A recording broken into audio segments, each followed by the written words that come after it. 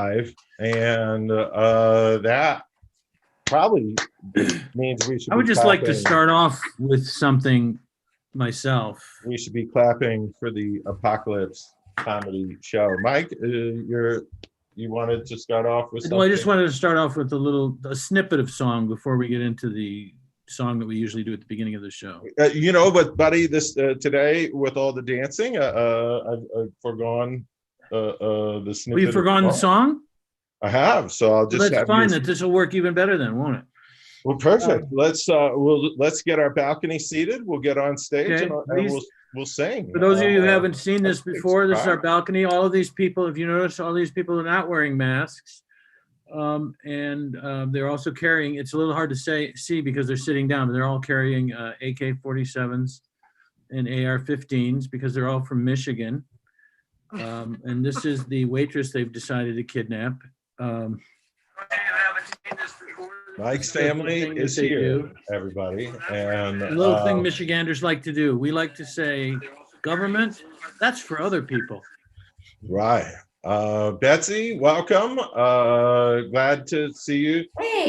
Have a seat right down front. You're our VIP. So enjoy your VIP seating. You can probably even flip off the people in the balcony if that's what you want to do. But I think the nice people, be careful. nice, those AR-15s are sighted in on the lower floor. Right, they're nice people. And if you've never been to our show, we start off with a little silliness.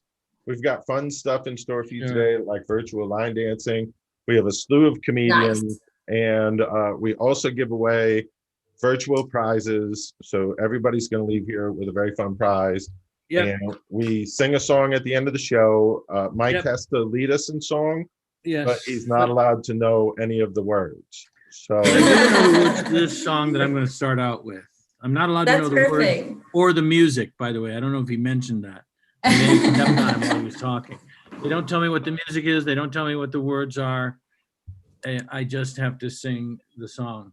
But this, I know the words to this one. Apparently, Mike, I know you want to sing a song? Not a whole lot of a song, just a little bit of a song. Well, we've taken the stage, and what I'm going to do is I'm going to spotlight you, my friend, and make sure everybody can see your smiling, darling face. In honor of our trip today on the show. Okay, so we're taking everyone to Kit Carson, and ladies and gentlemen, Mike Langworthy. If you would, a nice round of applause. Thank you so very Mike much. Langworthy, and welcome one new customer. Wise, all of you. Hopefully enjoys the show and our oddly fun and funny song and dance. Ladies and gentlemen, Mike Langworthy. Look at me. I'm as helpless as Kit Carson up a tree. And I feel like I'm clinging to a shroud. I can't understand. I'm Kit Carson, just holding your hand. All right, let's move on. Oh, that was probably the most romantic thing that's ever been said about Kit Carson. Nice work there, Mike. That was touching. I didn't know you had feelings. That was more touchy-feely than my priest. Right. Okay. Well, we have a new sponsor today. Today's show is sponsored by Thanks for Voting. So if you voted, wicked awesome. Thank you for voting. There's Mike's shiny new car, and he's ripping and gripping throughout the town. Look, here's what we do. Thanking you for voting. We thank you for voting, and then we're going to take you on a little adventure to Kit Carson, Colorado. When Mike and I put together our adventures, we generally start here. What you're seeing on screen is the Colorado Comedy Show's virtual event center and writing room. It's the writer's room for our show. Writer's this is where the magic happens, ladies and gentlemen. Right. We have this wonderful bay window. There's Mike. Mike, what's that in your hand? It seems to be. Oh my God! Did I leave the house with that again? Again? It looks like it. You win so many awards. Sometimes you just forget that you have one in your hand when you leave the house. Right. That does look like. A Golden Globe. I mean, it's a Golden Globe. It's it's not a big deal. It's just a Golden Globe. It's just one of the things. Well, I'm sure. Raise your hand if you have one. I'm sure all of the rest of you just keep your Golden Globes in the closet, but I sometimes walk out of the house holding mine without even knowing that I've got it. And I walk out of the house dressed like the Monopoly man without even knowing. My globe is a little less golden, a little more hairy. What can we say, Mike? Mike, here we are. Here we are, 4285. Just gorgeous Kit Carson. About 100 feet lower than Denver, and we're in Kit Carson. And interestingly enough, you are looking at both the city limit signs. There's an enter on this side and there's an exit on the other side. It's a small town is what I'm saying. Yeah, you take 1 foot, you're out of town. That's true. Kit Carson is a town that has more stops than the Broncos defense. Hello. Thank you. Thank you. Yeah. And they also right, you're right. What's that yellow line? Oh, that's the dashed hope of New England football fans. You're right. You're right. I can go. Yeah, that's all right. I can't go both ways, but when it comes to football, I found a way to do that. Yeah, you can do that, especially today when the much lauded quarterback dropped the ball inside the 10-yard line to cost them the game. Right up the street. The sort of thing that didn't used to happen when that old man who can't play anymore, who's now at 6-2, Tom Brady, was there when they got rid of him. Yeah, brilliant. The greatest coach in the history of the game. Right, lament, Mike. It's okay, Mike. I don't care. Mike, why did I don't root for them. Mike, why did the chicken cross the road in Kit Carson? I don't know. Traffic was light. For something to do. Yeah, just for something to do. I'll tell you, it's a small town and it's out of date too. It's not just small, it's out of date. I'll tell you. Mike, we've done our research and we want to take you to all the highlights there are to see in Kit Carson, Colorado, including the local jail. This is the prison. Yeah. As a general rule, they don't have this barbed wire fence up there. Most of the time, they just have a hanging tree because it's Kit Carson. Right. So they've updated. You spit on the sidewalk, it's a hanging fence. Speaking of trees, when I say hanging a fence, I'm not talking about an Italian cowboy. All right. Speaking of trees, here's the one that fell. Yes, this is the one that fell. Sort of a big deal in Kit Carson. They still talk about it. Yep. They're actually building a monument to it. Yes. It's the tree fell room. Kit We also have the only motel in town is called the Good Shepherd Inn. And interestingly enough, you can't actually stay at the Good Shepherd Inn unless you've proven to the Kit Carson citizenry's satisfaction that you are a good shepherd. Not a lot of stuff to do. My point: if you're not herding sheep or cattle, you're out of work in Kit Carson. No, the Elks Club isn't for people. No, that's how small the town is, folks. This is the most exciting thing that's ever happened in Kit Carson, Colorado. Remember when the Thompsons moved? Oh my God, yeah, that was the first time anybody in town had seen an internal combustion engine at work. Right. So that was a big day in Kit Carson. So I think we've covered most of the highlights. When Mike and I travel, the tallest building in town too, by the way, in case you're curious. When Mike and I travel after a comedy show, we always like to go find a place to do some boogieing and some woogieing. And so we found the hottest night spot in Kit Carson. So probably want to step inside, see what we can find. Ooh, there you go. That's the Dixie Chicks. Don't know they look different when they're not on stage. Hey, fellas, where's the dance floor? Where do you want to dance? That's what they say. Right. Look at you, Mike. I think you found the That's dance true. floor. If you're a Trump voter, interesting note, if you're a Trump voter, you can make a green swastika on this show, on this floor. Right. So I think we better try to include as many people. Like, listen, there's one thing we learned about is that Kit Carson, Colorado is the home to virtual line dancing. It was invented in Kit Carson, Colorado. So we're going to do some virtual line dance lessons right now. We gave a line dance lesson earlier and it went over great. You wouldn't believe how much fun all the comedians made the virtual line dancing. You wouldn't. Yeah, you wouldn't believe it. We're gonna dance. You just follow the instructions. Stay right in your chair, and you just go for it. Want everybody joining in? That's the name. Naughty, naughty. What is? This hand roll. Where? Do the funky job.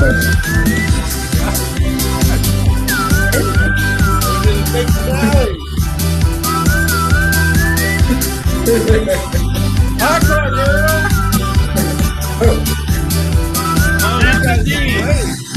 Empathy, madrigals. Catching up.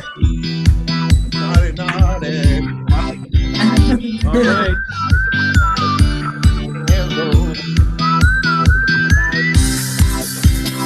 Rick Bryan, we see you. I didn't realize we were going back through it. Big finale. Look at that, girl. I'm just gonna work it out and be encore girl while I take my deep medication. We did that. Yeah, nice job, Chuck. Really proud of you guys. You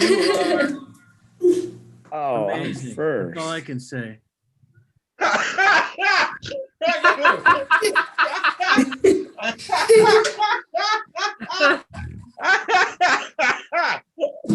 No, I mean that. I mean it sincerely. I know that doesn't sound. I have the curse of apparent insincerity. No, It's the thing, it wasn't you know, you. Did you hear Raghu go, oh, I'm sorry. Yeah, I heard him say it. Yeah. Well, That was funny. I heard him say it. You know, I also noticed that he didn't do a goddamn thing while we were dancing. He wasn't dancing? Well, I was doing this. You can't keep a dance out of one of your fucking movies, but you're not going to dance with us. Great. Right. You don't want to see me dance. Trust me. I don't want to see me dance, but I did it. Oh my God. That's all I'm saying. Oh. Well, What's ladies up, and guys? gentlemen. All right, Raghu. We enjoy his company and he's very fun at a party. Please welcome Absolutely. Raghu Adibhatla. Yeah. Hey, what up, guys? Thank you so much. Wow. Well, we got the election coming up. Here's all I got to say about that is, 2016 and 2020, both times. I just wish that Trump, pulls out of the election. I always wish that. Always wish that Trump would pull out of the election. But not as much as I wish Trump's dad pulled out of Trump's mom. That's right. Lot going on. Yep, there's a pandemic. We always look at the map with the spread of the pandemic. Anybody ever realize that that map is starting to look like the Verizon coverage map? It's a bit scary, you guys. So Halloween was yesterday. Hope you guys had a great Halloween. Hey. A lot of scary stuff on people's lawns this year. Pretty scary. I saw one house had a Trump 2020 sign. Ooh. Pretty scary. Pretty scary stuff.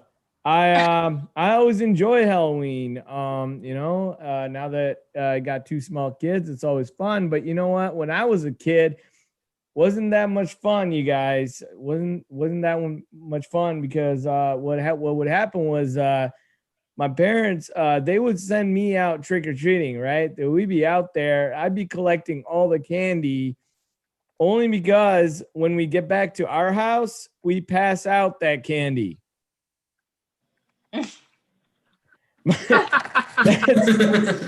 that's how my parents dealt with that. I mean, it happens. And I think for pretty much every Indian kid, I'm pretty sure at one time they were a doctor for Halloween. Anytime, any given time, that happened, you guys. That happened. So I'm married. And I met my wife when she was in India. So I flew over there, met her. 2 days later, we were married. So that was like the Amazon Prime of weddings. That's what we got. But before I was married, when I was single, I wasn't much of, my dating life. It was pretty bad. I would compare my dating life to a game of soccer. 90 minutes of my A game without the possibility of scoring. Just did not happen. So we have 2 kids. They're really cute, you guys. They're adorable. They're cute. And I'm glad because when I look out into the world, I see some ugly kids, and I'm even more glad that we have cute kids because, you don't know what to say when you see an ugly kid. There's really Damn. This one couple, they have this kid, really ugly. It looks at us and, they're always asking questions. They're always the ones that are trying to talk to you and stuff. You don't know what to say. And we always have these couples. They're always having babies. And we knew this one couple. They wanted us to go see their baby. You got to go see the baby. You got to go see our baby. Come on. And we did. You guys. We did. We went over there, said, oh, my God, we got to see their baby. You ever walk up to a crib and you're expecting this baby and you're going to be like, oh, my God, this really cute, huggable, lovable baby. You go up to the crib and you see Danny DeVito. Is that ever happened to anybody? But we, Halloween time, we're trying to watch the movies, the scary movies. Everybody's into it. We don't watch scary movies anymore. We don't. Because we have a kid that comes into our room at 3 o'clock in the morning and stands by my bed, breathing and staring at me like Paranormal Activity. And the difference is, though, between an actual force, this kid is going, Daddy. Daddy. Can I sleep in your bed? No, I don't know what you are at this point. I just see a silhouette. I don't know. I haven't made a decision yet, kid. We went to go visit my parents in upstate New York, and they live in wine country. And we decided to do wine tasting. And so I called up this winery and I was like, we're going to do this. We're going to do this wine tasting. And I called them up and they were like, yes, you can still do it, but you have to order the wine ahead of time online. And when you get here, we bring the wine to your car, which means you're drinking wine in your car behind the wheel. which also means you could get a DUI while looking for parking. That's insane. We've been watching a lot of movies.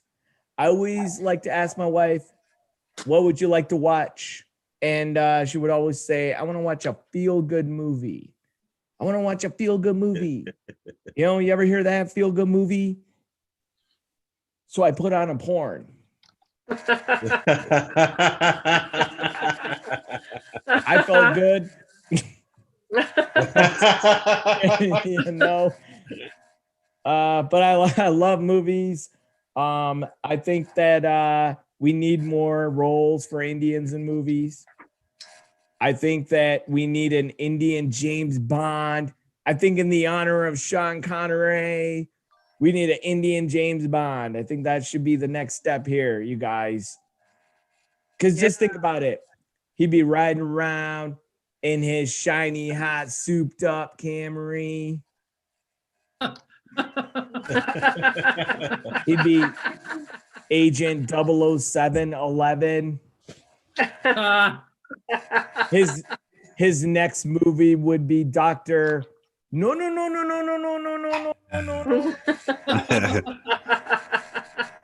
And he would go around going, my name is Bond, Dr. James Bond.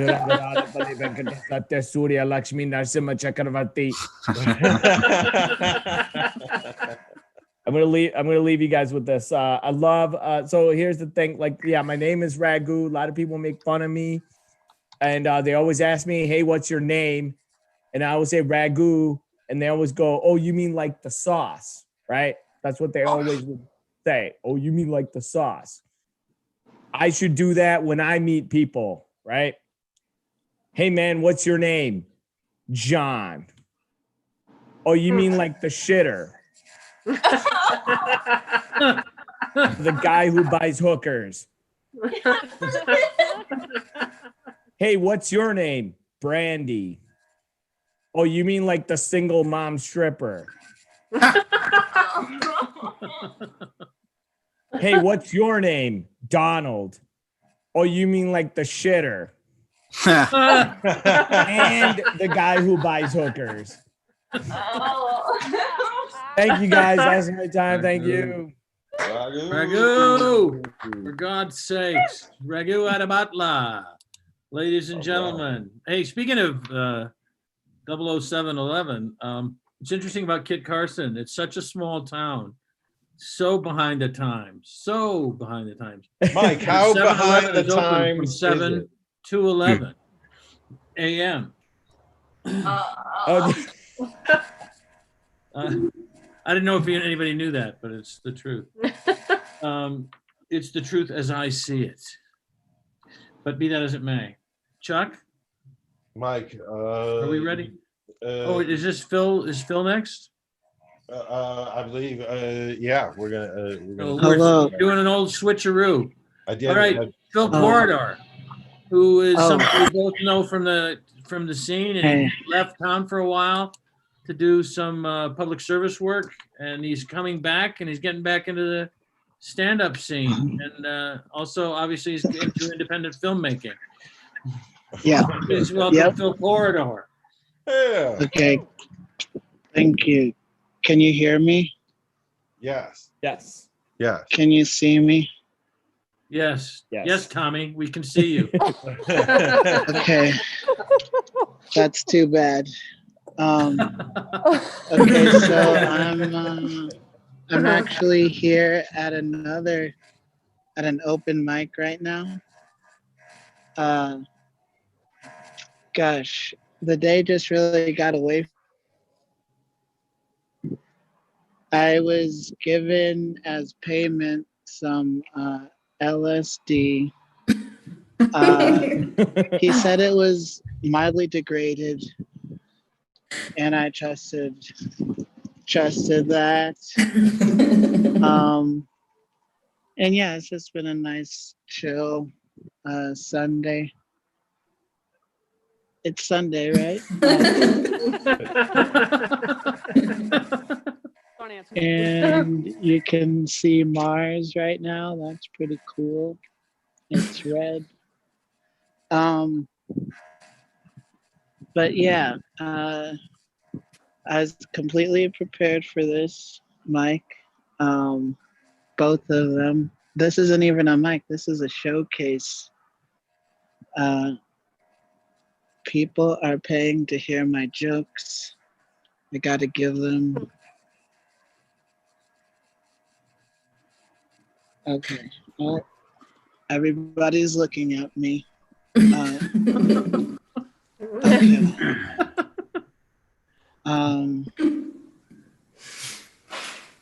Well, it's easy.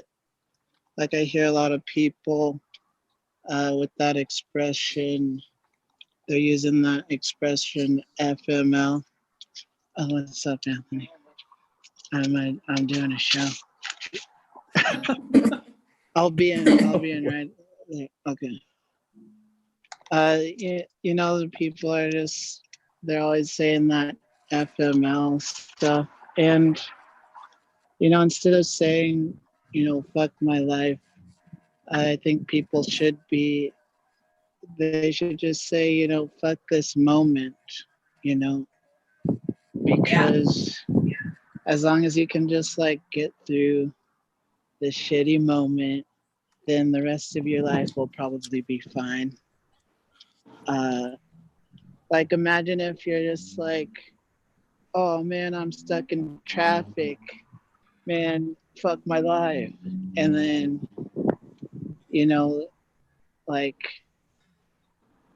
God's up there with his many arms of Vishnu or whatever.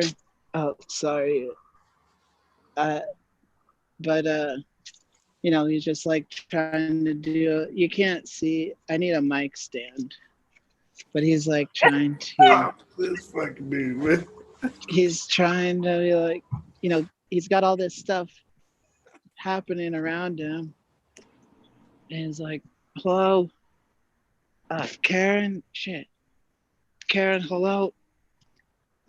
Yeah, sir, somebody just called in, they want you to fuck his life up. And he's oh, I don't have time, and so he just, annihilates you in the least exciting way possible. You just get hit by a car while trying to pick up a penny. And that's the joke.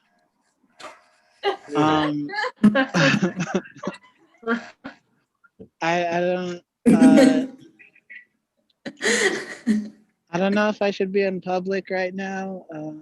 Wow. Right. No. How many minutes was? Right. Thanks for your time, Phil. Appreciate that. Hey, thanks for have a nice time at having the me. showcase too. Right. Is that where I am? Oh, I remember doing acid in Las Vegas and listening to the lights. Yeah. True, Phil. See, what I did there, Phil, is I did the drugs and had a joke. Did I? I thought I had at least one. Right. Didn't I have No, one?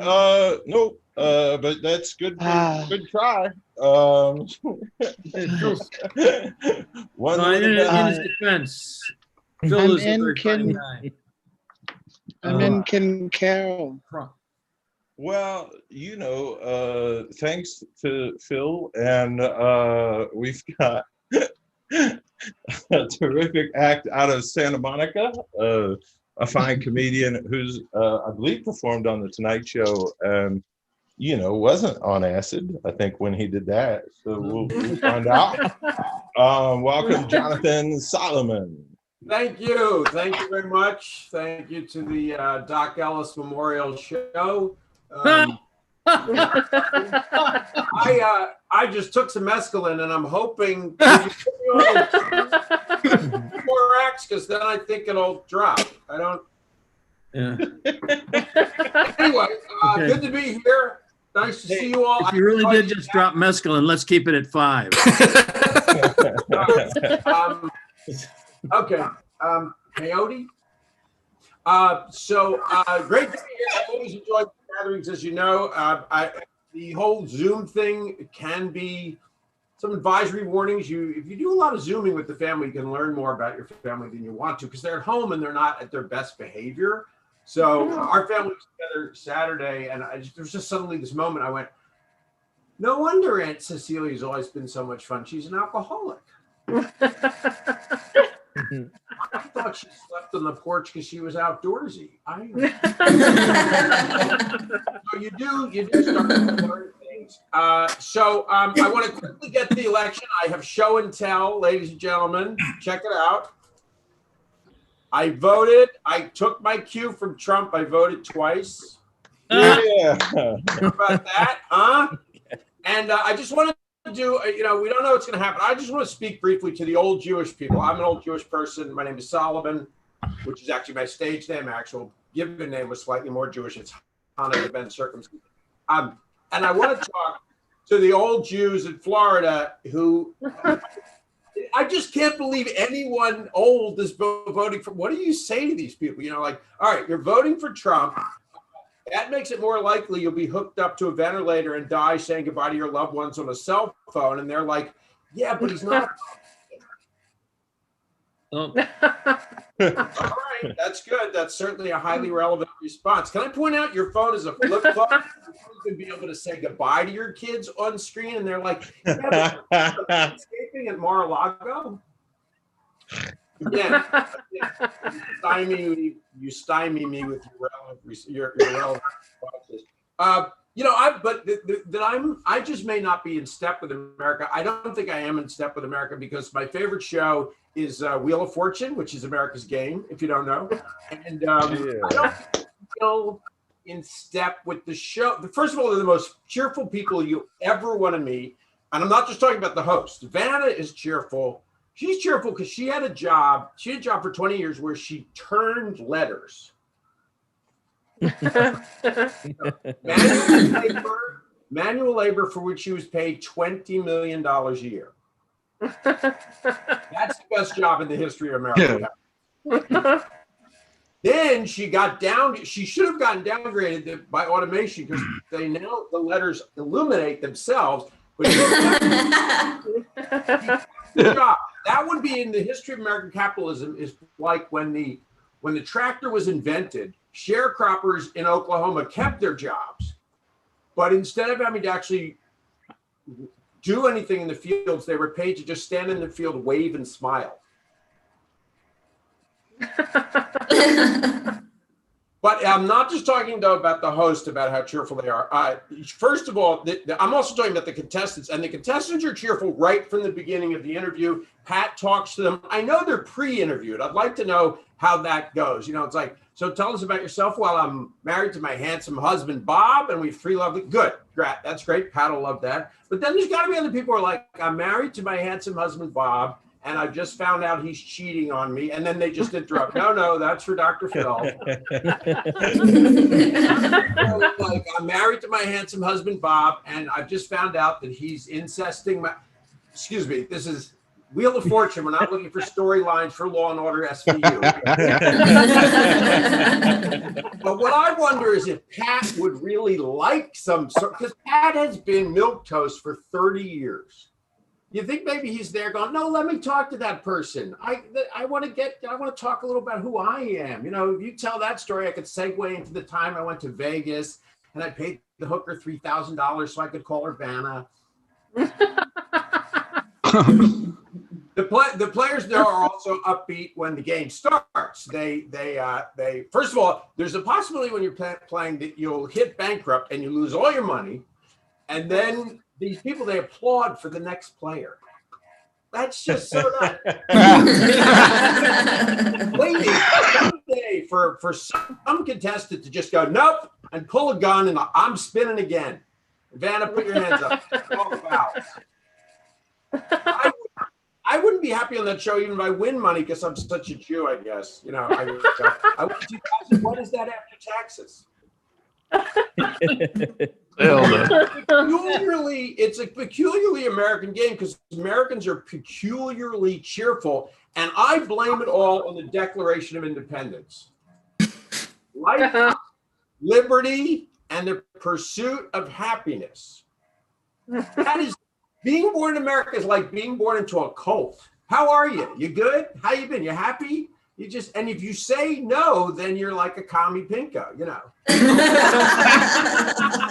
Died so you could pursue happiness. I don't mean to be different. I do like to sort of battle with like people who are cheerful all the time. Like, how are you? Oh, I'm depressed. Well, you got your health. No, I'm very ill. I'm depressed because I have a tumor. Well, it's treatable.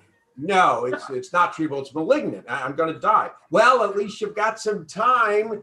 No, I'm. This is my last day. I'm calling you from my deathbed. Well, at least you're not suffering. No, I'm racked with pain. Well, at least you've had a good life.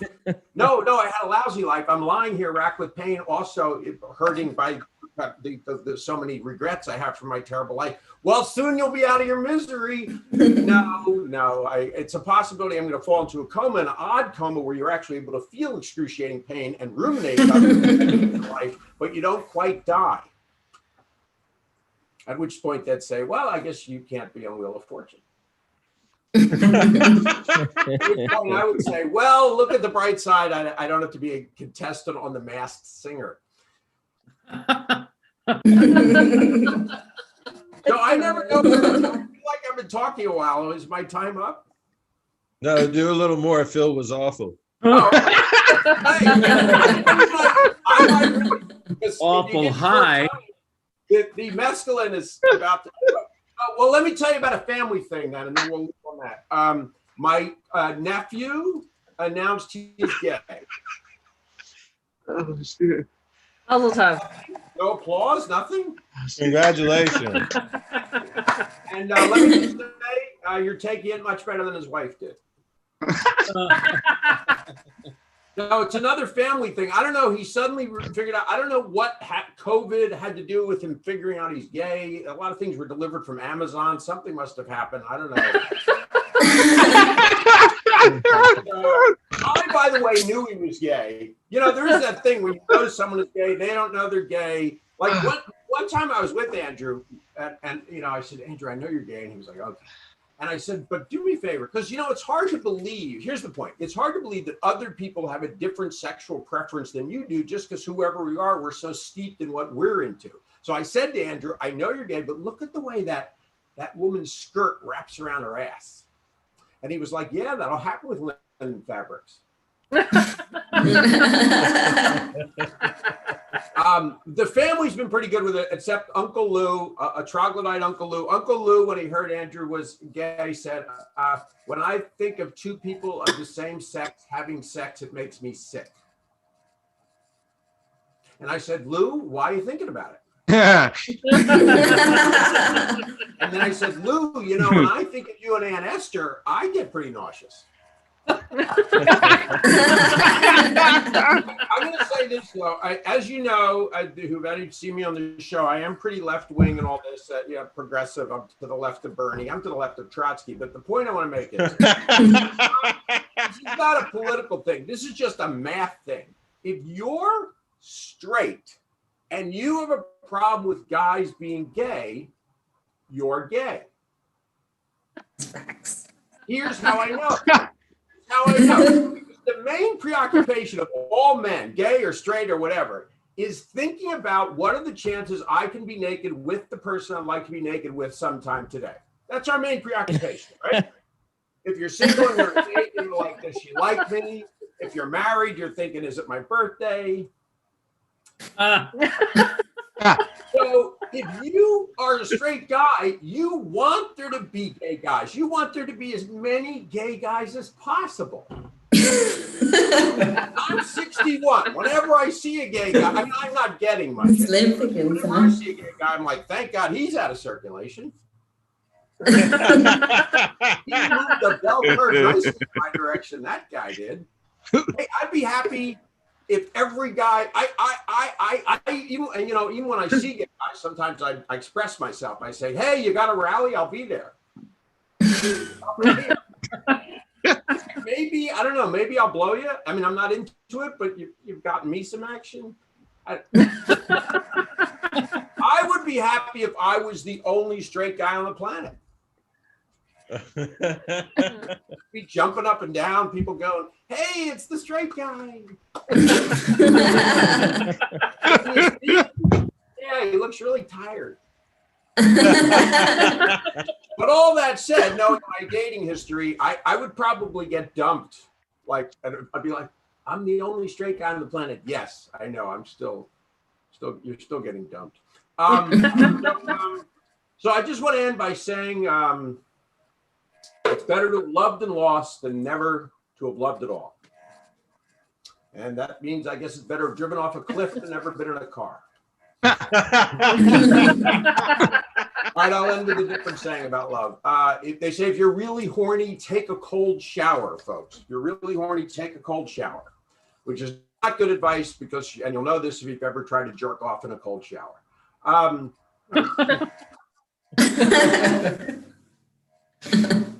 That's it. I'm Jonathan out. Solomon, ladies and Have gentlemen. a great weekend, everybody, and get out there and vote. Vote, vote, vote. Right. You didn't have to tell us you were straight. We could tell by that outfit.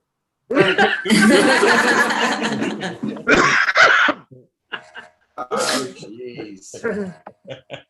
Try to not Just a stereotype. I have an IBM stereotype right here. Stereotypes are just fine as long as it's a straight guy, right, Chuck? Let's not do these. I have an IBM stereotype writer. It's really good. Nice to know that, Jonathan, here's a little tag for you. He looks really tired, but happy. No. He looks tired but gay. That's the That's a guy who doesn't have to listen. So anyway, our next performer is Megan O'Neill, and she's lovely. She's a lovely person. Mm-hmm. She's actually lovely. And she coaches, was it a high school basketball team or is it a college team? High school, yeah. Yeah, okay. Well, let us go. She's a great athlete as well, is my point. So go ahead. Megan O'Neill. This is professional show business, folks. I know how to introduce somebody. I know how to introduce a person. Good. I feel so comfortable. Go ahead, coach. Let him have it. Great. Well, thank you guys for letting me on the show. I'm glad it's good timing with like the Kit Carson stuff because I actually studied him in school. He's actually one of the few blonde explorers. That's really? Yeah. Quite unique comparatively. But yeah, I'm glad you mentioned cosmetology school or what? It's just elementary school. We're in all the explorers. Come on, Mike, where are you from, bud? Hear about these things in Colorado. Okay. Moving on. Sorry.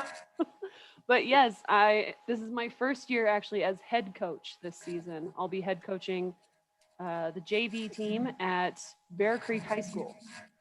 So I'm sorry you caught me eating earlier. I've worked up such a big appetite. A lot of athletic T-bone steak. I just had to keep the energy going. A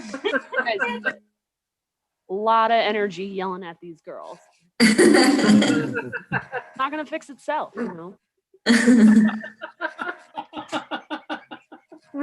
Sorry. Get it? I don't get it. You just say, just have to yell harder. 15-year-old girls cowering and shit in fear. Oh my God. No joke though. One girl came after practice. She's like, "I'm not doing enough. I'm sorry." She starts crying. And I'm like, no.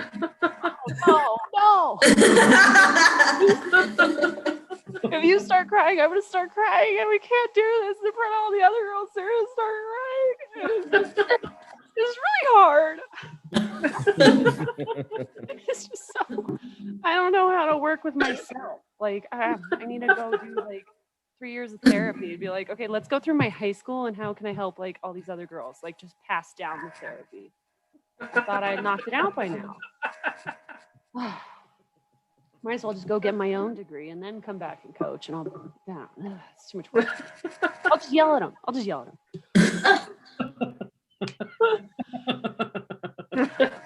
So Mike and Chuck casually mentioned that if you mention them, then they appear. So I'm hoping that works for like material things.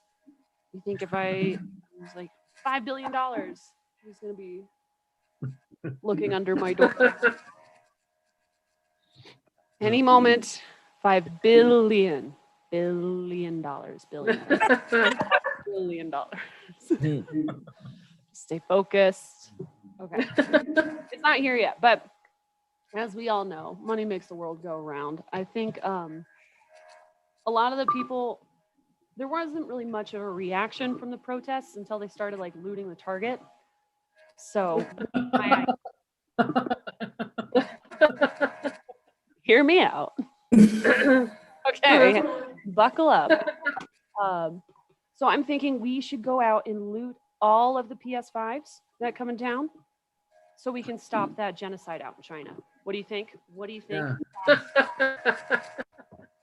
Sharks. 15% and actually just everything. I don't know. Okay. It's out there. Money makes the world go round. But yeah, I hope you guys all had a happy Halloween, albeit full moon, and yeah, things are weird with full moon coming around. We all had to stay inside. I'm glad Raghu mentioned that there are like ugly kids in the world and like ugly, because I get to see those at work. I'm sorry, I work in childcare, and it's sometimes you just see that you're like, oh, well, all right. She's got a good personality. Here we go. Be careful about my compliments. Yeah, so for our Halloween party on Friday, we had 4 Elsas. Four Elsas in my class. So I lost that bet. I went too high. There are going to be way more girls being Elsa, but apparently one of them is actually like an old soul and came in a onesie unicorn pajama. It was beautiful. Yeah, it was fantastic. It was like the fluffiest thing, and she's just like galloping around everywhere. Bless your heart. Unicorns are real. I want to be one someday. Oh my gosh. But yeah, I mean, it's a lot of fun working with kids all day, albeit like sometimes I got to go help out in like the toddlers and the infants rooms, and I just don't know what I'm doing. Like, because I still try to do the whole little like entertaining thing, because that's what I know. But when they're only toddlers, they just kind of like.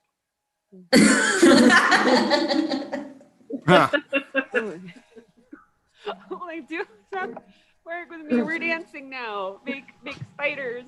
You see dancing spiders? Absorb something, and then I slip up and I curse, and they take that home with them. It's just can't do anything right these days. But yeah, I do like working with preschoolers because they just have the most fun conversations. Like, you just be eavesdropping on them, and like the boys in blocks are making Jurassic Park, and they're just wigging out and just using the dinosaurs to knock over their blocks and just, they're escaping. And I'm just like, okay, inside voice, please. knock it off. Then it escalates to where they're like throwing dinosaurs across the room. I'm like, I don't know how to deal with it. Then I can't even bring hot coffee into the room, and that's just killing me. I gotta adjust to cold brew. I don't know. Maybe I'm a purist. I like my dark roast. I like it hot. I like it black. That's all. Buy me coffee for this week because I'm running out of ideas for these kids. I mean, it's only the first week in November. I can't jump into the turkey hands yet. You know, it's too soon. They're going to get too excited for Thanksgiving, and I can't handle that energy for 3 weeks. I made the mistake of bringing up Halloween in like September when it was starting to get cold. They're just jumping up and down. They're like, I know what I want to be for Halloween. I'm going to be this, I'm going to be that. And they're all shouting it at once. And I'm just like, that's all fantastic. Yes.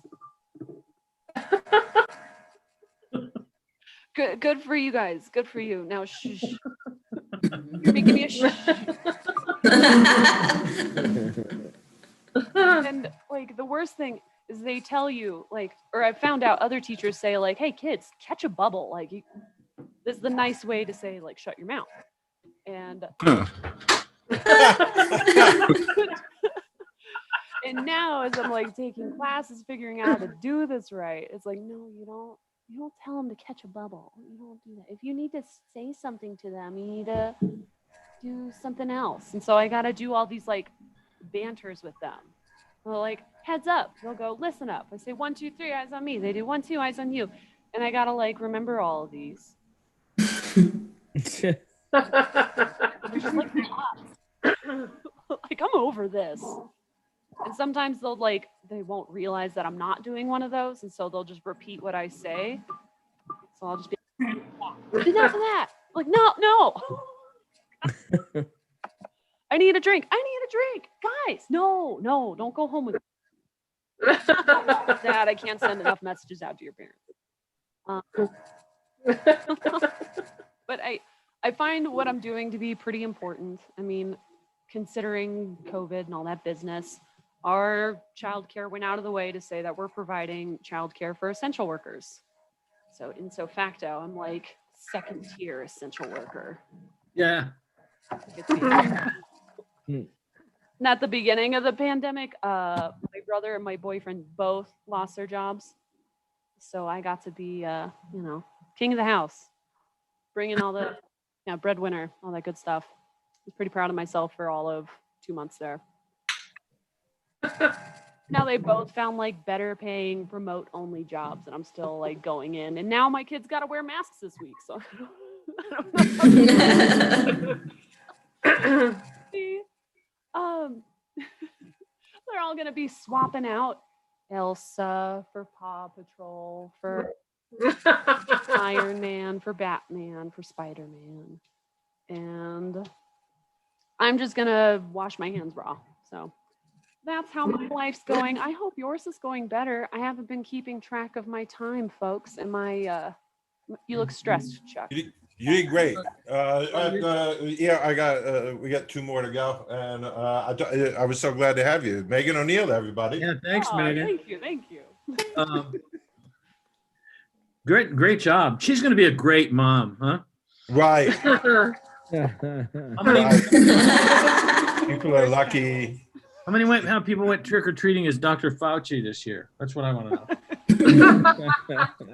Well, I don't know if you know this, but Megan, since 2004, has been writing fan fiction about Dr. Fauci.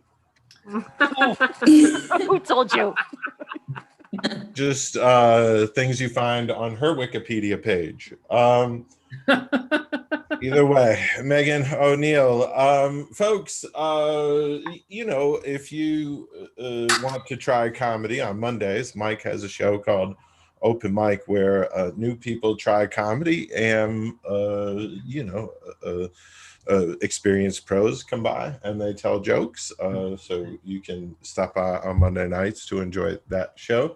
Mike, do you want to speak about your comedy show? I would like to speak just briefly about it. I will say this. If you decide to do my show, I'm not going to recommend it, but you won't be the first guy who did the show without having any jokes and being on acid. And here's what I mean. Neither was Phil. Right. That's the thing that happens, man. Right. If you're the kind of guy who thinks, hey, I'll be a comedian, you're also capable of thinking, hey, I wonder what it's like to do comedy when I'm on acid. Apparently, that's a Venn diagram that overlaps a lot. Anyway, so it's a great show. We start at 8 o'clock Mountain Time. You get 5 minutes, and I have a lot of fun playing with the axe. If I feel like it, I'll interrupt you during your set and stuff, which I usually don't, but sometimes do. Right, and playing with the axe is why we have to do the show virtually now. Yeah. Like I couldn't take them. Right. Next week, the ApocaLips Comedy Show explores a brand new theme. It's the British holiday baking show Love Story. I'm not quite sure what it is. I like British holiday baking shows. It's like it's Hallmark movie time. So I was like, we'll combine it all. Yeah. And you wouldn't have left the house if there wasn't a pandemic on for the next month. For sure. November 15th, we have a corny utopia of Thanksgiving jokes. And on the 22nd, I see. Yeah, thank you. And we're having virtually the first Thanksgiving comedy show. On which we bring a drinking hippopotamus into a medieval painting. 22nd. Guns of Steel is what they call me backstage. And November 27th, my virtually dirty Triple Xmas comedy show. Tickets are on sale. It's very fun. Lifestyles of the Virtually Jolly. We're going to explore what's life like up in the North Pole. And if you need New Year's Eve, New Year's resolution help, we have the New Year's resolution virtual helpline on November 27th, as well as our New Year's Eve comedy show, which happens at 7 p.m. Mountain, which is New Year's Eve, like absolutely nowhere except like Rio de Janeiro in Brazil. The eastern side of Brazil is partying, and so are we. I'm going to bed early, and I want this fucking year over. Amen. Lots of fun. I bet we're doing virtual line dancing, and we're bringing back all the hits, cornhole, and we'll end with virtual fireworks at virtual midnight, which happens when we virtually say so. So enjoy that party. If you've ever been a stand-up comedian, like New Year's Eve shows blow. And we are gonna have fun because, like, it's probably gonna be a lot less rookie drunks, and we're having fireworks, so it's gonna be a blast. During our show, we like to say thank you to our VIPs, and we have a super awesome VIP today, Betsy Madrigal. Thank you for your VIP purchase. You're a wicked all-star. We get you some pretty cool gifts, so get ready, Betsy. We got you this, your very own 7-Eleven.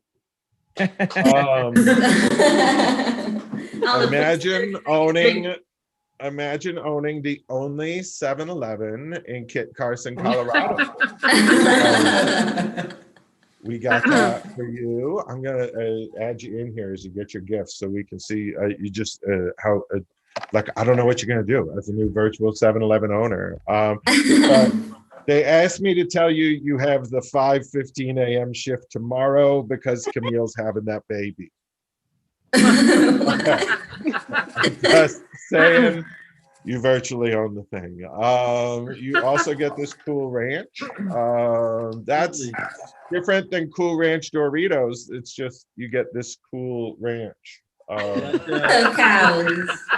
in the middle. That's Camille. Virtually. This is virtually yours. So you also get this steak, which I can't quite tell you if it came from any of the cows. And then we got you wine because, it's just, why not? A little bit of wine.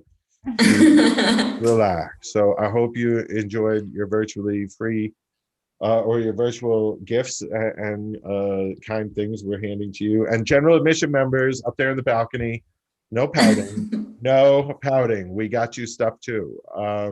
So we got you this. You can drink and drive. Just virtually. You can. This is the most popular thing to do in Kit Carson, Colorado, and we're letting you do it too. So you can virtually drink and drive. Just don't virtually get arrested, okay? And then, we got you this guy. He's a virtual baby buffalo. We got you a baby buffalo. I thought everybody else gets a ranch, so you can at least have a cute little baby buffalo. So you name him whatever you like. He's yours. Right. So that's what we do there. One of the best gifts that we have at the ApocaLips Comedy Show is the weekly visit from Stacey Sanders of Elevating Connections. She's the executive director of a wicked awesome charity, and a portion of our ticket proceeds go to Elevating Connections. So Stacey, can you tell the nice folks at home and the wonderful folks who've joined us about Elevating Connections and how we can help you some more? Absolutely. And apparently I have a lamp on a timer because it got real dark in my place. So sorry about that. Hopefully you can see me. We can. Okay, good. So hello, everybody. Like Chuck said, I'm the executive director and founder of Elevating Connections.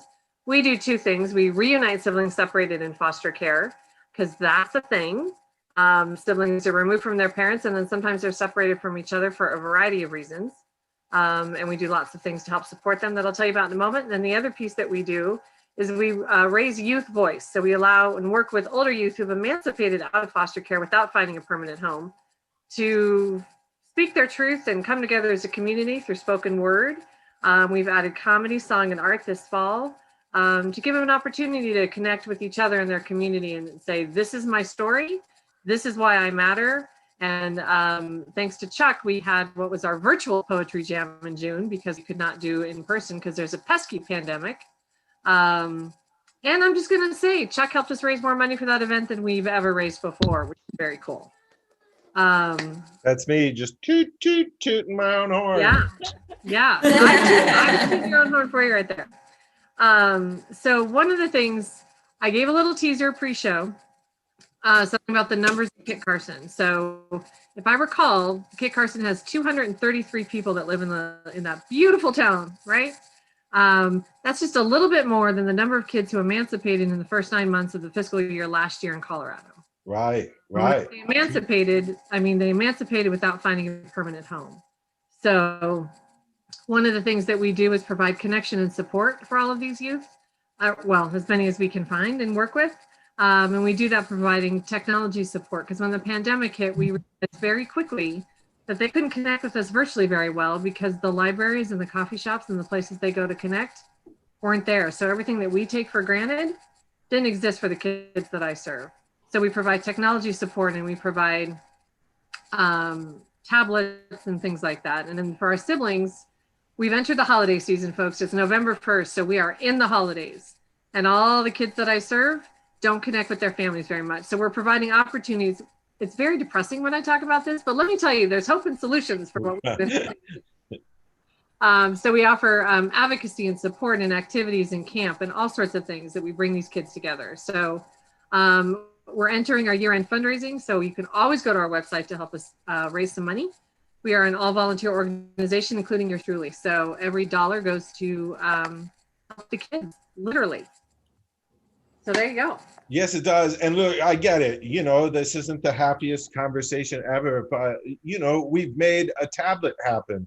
We got phone bills paid, and we spent a lot of time talking about this issue, you know, so it helps that we talk about this during the show. You know, sometimes we thought some of the online donations have come in, you know, because we thought, well, I think that's because we're talking about it on YouTube and such. So absolutely, you know, thanks for letting us talk about that, everybody.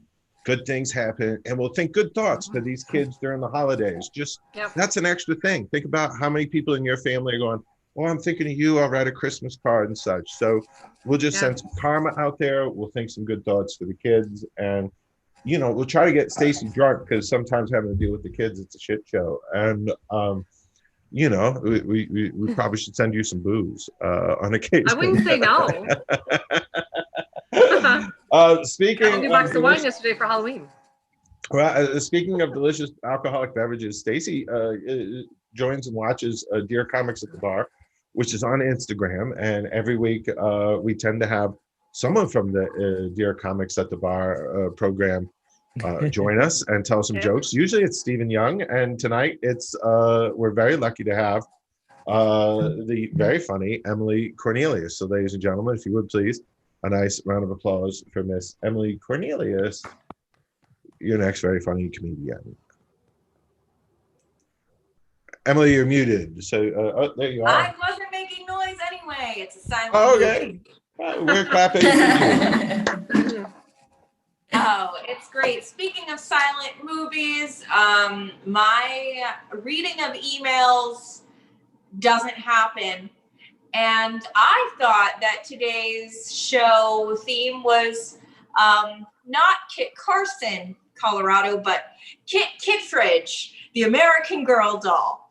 And I thought, finally, something that I know about and can relate to. An American Girl doll that her whole personality trait was that she existed during the Great Depression. And I know a great deal about depression. So, Megan, Megan and or other folks who have to deal with children and also enjoy a nice alcoholic beverage. Mm-hmm. She was talking about the quiet techniques, and I was thinking, hey, here's a great one. So the teacher goes, I need a drink.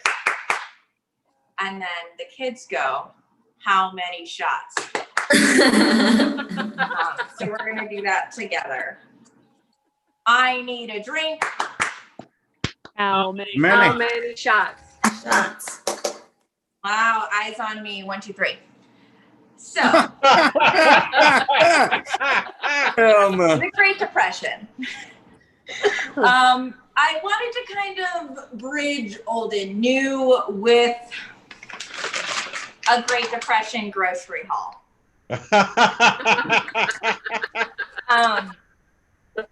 So we're just gonna go through the items.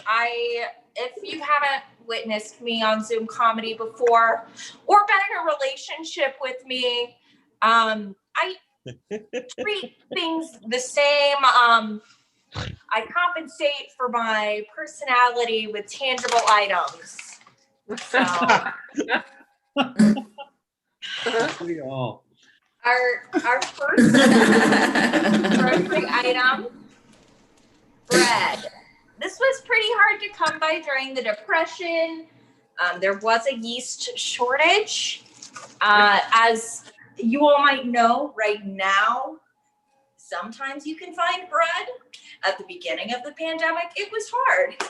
Another hard thing to come by during the Depression was a different type of bread, money. And this is the point where I tell you all to donate to Elevated Connections. So please do that. Yay. Love you. Another thing we all might be familiar with, the grapes of wrath. And the wine that these make is bitter. But in the words of Herbert Hoover, you know, the economy will sort itself out. That is a direct quote. I did do some Googling before that. Next, we've got some small potatoes, some dusty potatoes. The Dust Bowl happened during the 1930s, during the Great Depression. And, you know, things are dry everywhere. There are fires. I personally don't have a yeast shortage. Lastly, for my family and the protests, gonna throw these like bricks. Now, I do want to close out. I'm not sure if anyone knows because I am the only person who cares what I wear, but I did dress kind of with a 30s flair and dancing shoes. Yes. Nice. And that is because I thought it would be nice to kind of close out my set with a vaudeville style song and dance about the Great Depression. Oh, wonderful. Who's with me? Oh, yeah. Everybody has to be. We could meet you. So, it was in the 1930s, and also my life since my teens, the Great Depression. And with that, I'd love to give it back to our very own New Deal, Chuck Roy. Wow. Emily Cornelia.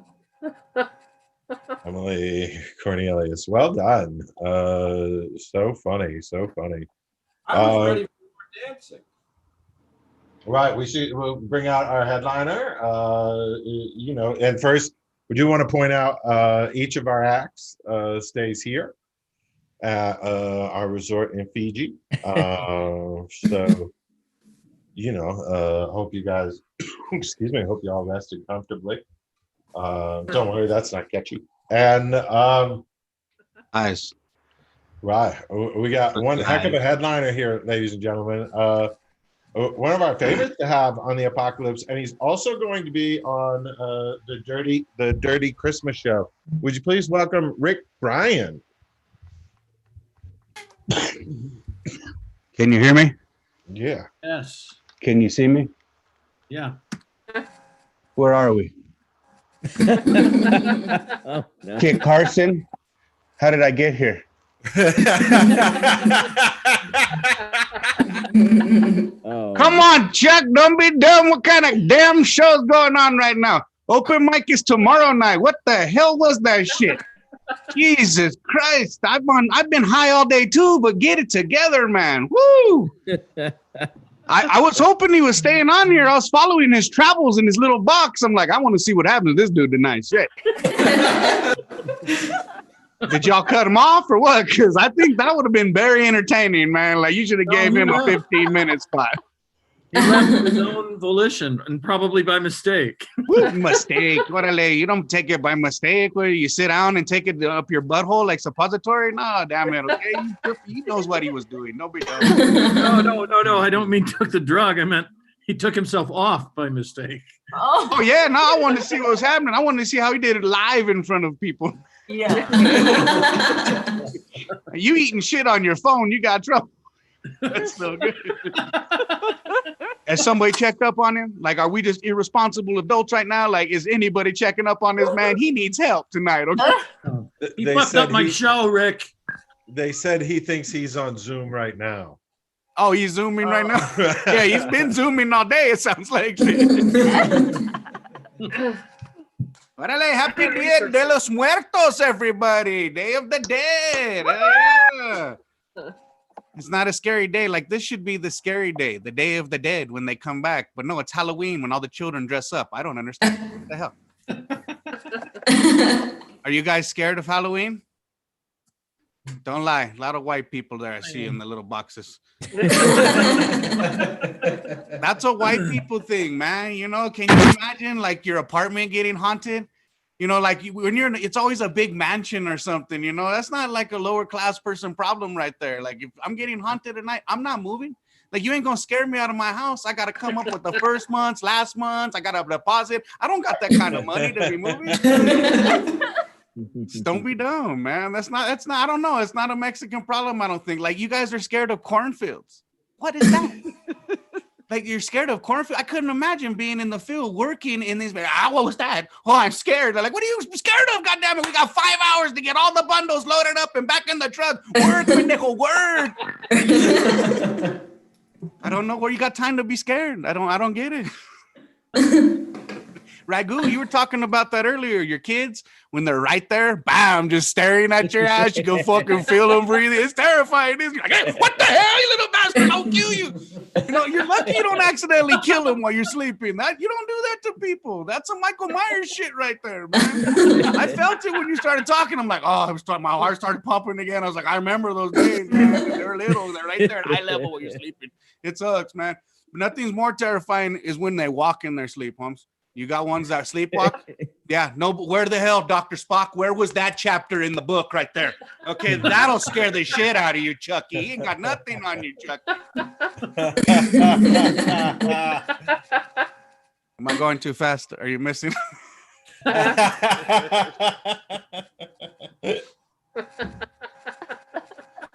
thought those days were over, Raghu. Okay, my kids are grown. They're 20, 19, 16. That doesn't happen no more. Unless you have pets. Yeah, the other day, I just felt it again. Boom, right there. I'm like, what the fuck? Oh my God, it was my dog just looking at me. I was like, oh, pendejo, why? Why are you doing this to me again? You're bringing back bad memories. I feel you on that, man. Those are the things that scare me. I don't know about the Halloween. I think today, when the dead are actually walking around, that's when we should be a little more scared. Ladies, have you had extra vibes this weekend? Come on, you know, it's every once in a blue moon they say it's Halloween. That's when the witches gather, and you guys were at your most, this weekend. You were at your most powerful. Now, did it go away because the quarantining? Not everybody could get together and get their spells together. That's good. That was good for one thing, I guess. Quarantining kept the witches apart. We watched 31 scary movies every night this month. Me and my children. I'm definitely making sure they are terrified when they go to sleep. Shouldn't have messed with me when you was little. You know what I'm saying? Scary movies just don't get it for me no more. Like, I'm watching just regular stuff and they're ripping people's heads off. I'm like, dang, this is on CBS. What is happening right now? Like, don't do it for me no more. You really want to be scared watching something? Get one of those Ring security cameras, turn off all the lights in your house, and just sit there in the dark watching that. Well, I promise you're going to see some shit. You will see some shit on there. I don't know if it's scary, but I saw somebody come and steal my Amazon package, pendejo.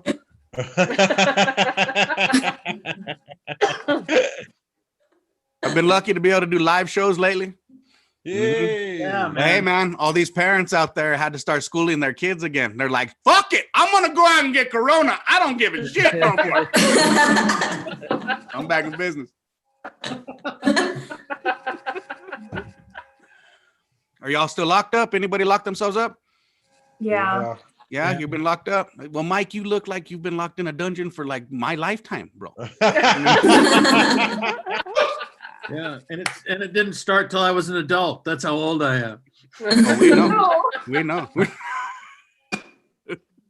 I couldn't lock myself up, man. I'm what you call it, essential. Isn't that what they call us? Yeah. You can't spell essential without essay, Holmes. I've been out here since day one, damn it, grinding. People got a problem with me going out and having a drink at the bar, but they ain't got no problem with me coming and going in and out of their house when they got a problem with their plumbing or they need some drywall fixed or something like that. Yeah. I don't know what's happening right now. You know, I'm glad we're all sitting down because this is when Corona can't get you. The hell? Like you go out anywhere, man. You have to wear the mask. As soon as you sit down, you're good. No more. I'm like, what is happening right now? This bartender really tried to break it down for me. She tried to say, oh, well, when you're at this level, right? I said, oh, get the hell. Yeah, nah, go. Get the hell away when you're at this level and I'm sitting at this level. Don't be dumb. Damn it. Don't be dumb. Please stay away from me 6 feet. I don't give a shit if there's a virus or not. Okay, please get the hell away.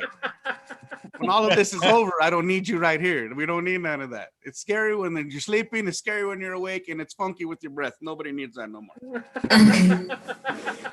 That's the only thing I like about the mask, man. You know, no more boogers hanging out. You ain't got to worry about that. Like, when's the last time somebody told you had funky ass breath? No. About 8 months ago, right? Anybody lost anybody to COVID? You know, because I'm joking, no. I did. I lost an uncle. Yeah, he got stabbed up at a Walmart because he wouldn't wear his mask. The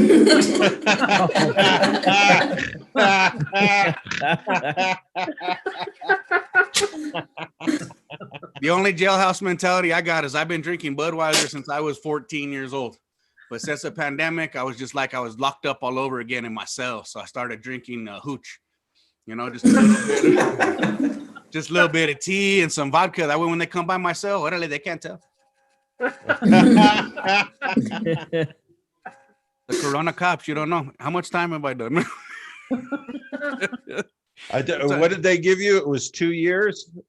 Oh no, they gave me 10, bro. They gave me 10. I think he meant how long has his set been, Chuck? Oh.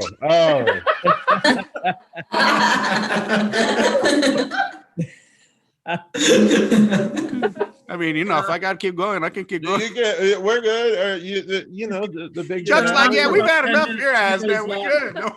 Get out enough. Hey, if you guys if you guys are running low on masks, or if you haven't been washing your mask and like you can smell your own ass in your mouth, like that's some bad shit.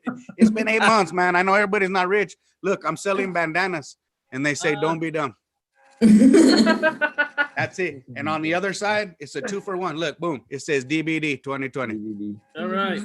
That's Don't Be Dumb 2020. I'm selling them on my website at rickbryancomedy.com. That's Bryan with a Y, rickbryancomedy.com. Everybody, don't be dumb. Stay safe. And if you need a handyman, holler at your boy. Being funny, man. Great job. Great job.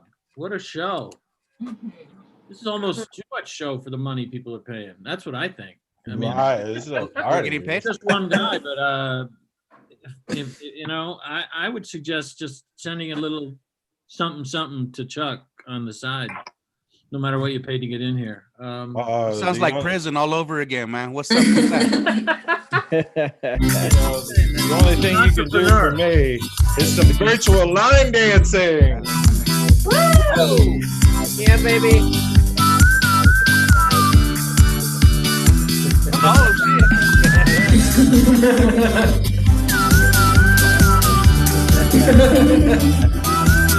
Get into it, Jonathan.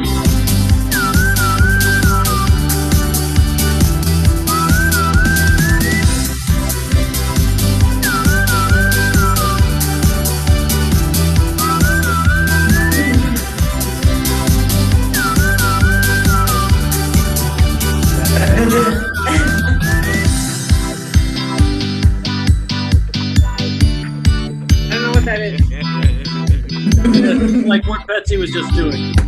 Batman, do the Batman.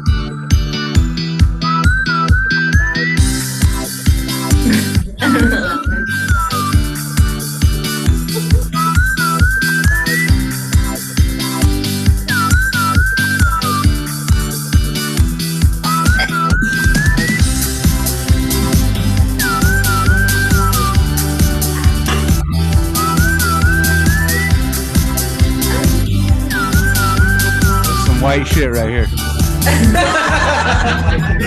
Hey, I already told you.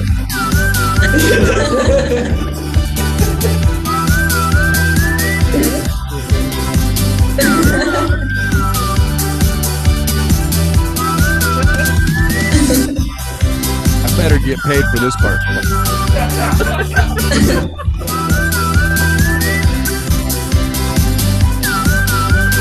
Look what social distancing has done to you, Chuck. Look at you, man.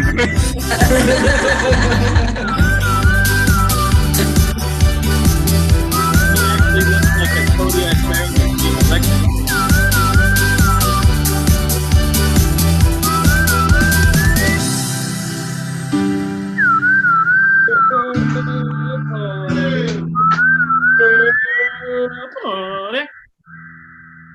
Girl finale.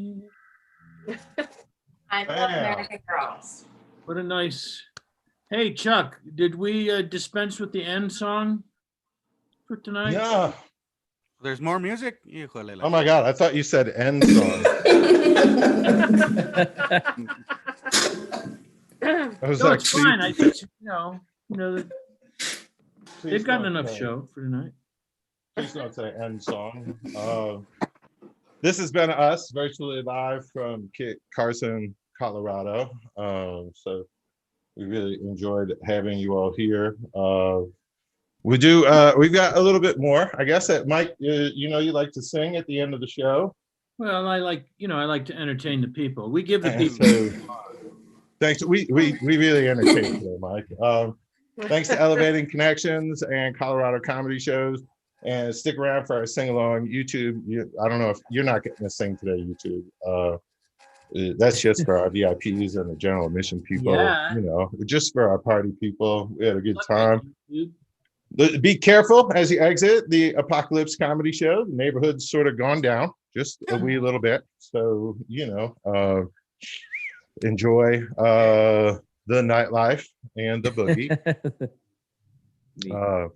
This is Boston's Combat Zone, which is, I'm an old school Boston comedian, and this is what the neighborhood looked like just after Nice to shows. see Emily in her working clothes. Right. You know, the 1930s brought about women in the workforce. Right. Yeah. Oh, I know. But some people are entrepreneurial, and I've always admired that about you. Right. That's quite the workforce. Way to describe prostitution. Hey, it's the oldest profession. Right. Here's what we know is when we see the guy in gold, we got to say goodbye to the gang at YouTube. So thanks for joining us, YouTube.